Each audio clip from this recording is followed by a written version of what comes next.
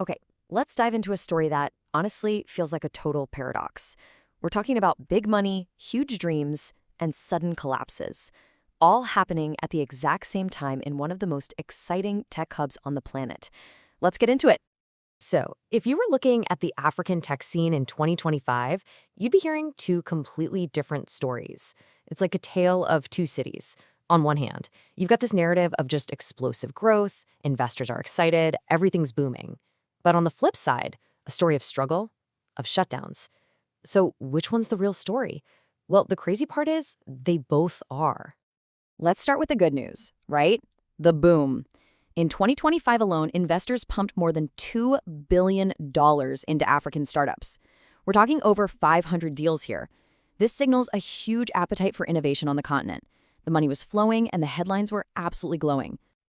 And yet, that's not the whole picture. Not even close. Because behind all that hype and all those funding announcements, something else was going on. Something that tells a much more complicated and honestly a much more cautionary tale.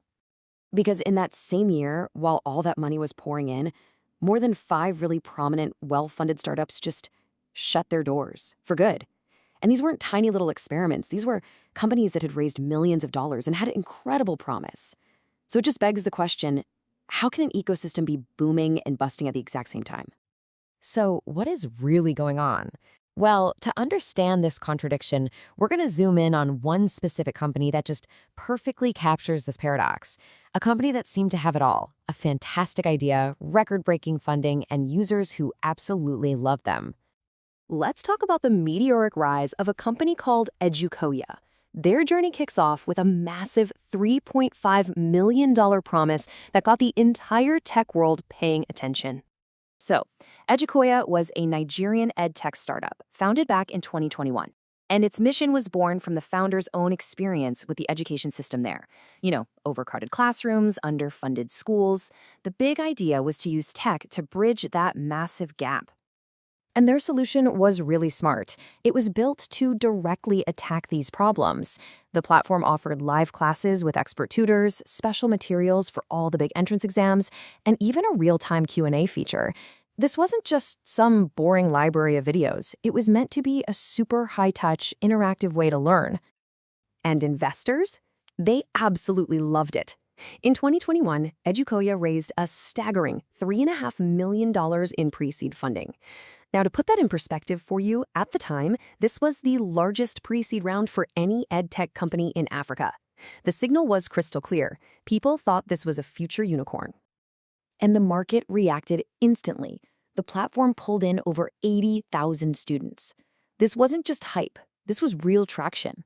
It proved one really important thing. The demand for better, easier-to-access education was absolutely massive. And the engagement was just off the charts. Students answered more than 15 million questions on the platform. They were running thousands of live classes every single day. The product worked. The users loved it. It was sticky, it was effective, and it was growing like a weed. So by every metric we just talked about, funding, user growth, engagement, they were a rocket ship, a runaway success. Until, just like that, they weren't. The whole engine just ground to a halt. So what in the world happened? This is where we get to diagnose the collapse. And what's so fascinating here is that the company didn't fail because the product was bad or the team wasn't good enough. It failed because it ran headfirst into the hard brick wall of reality in an emerging market. The failure really boils down to 3 core barriers that just proved impossible to get over. First, the affordability crisis. Second, the infrastructure barrier. And third, the surprising power of good old low-tech competition. So let's break down that first one, the money.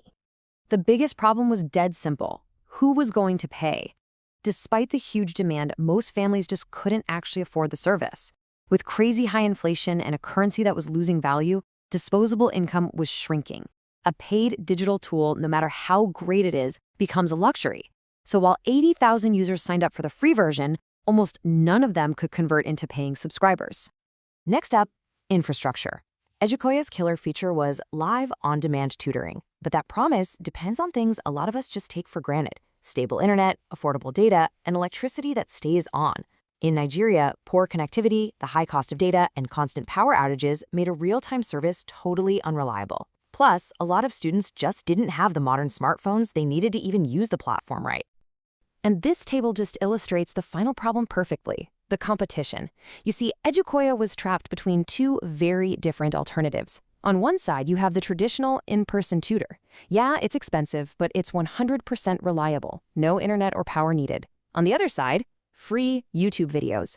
Zero cost, and while you need data, it isn't live, so you can just watch whenever you happen to have a connection.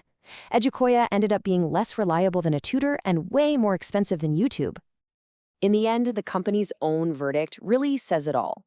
When they announced they were shutting down, they said the project was, quote, ultimately ahead of its time.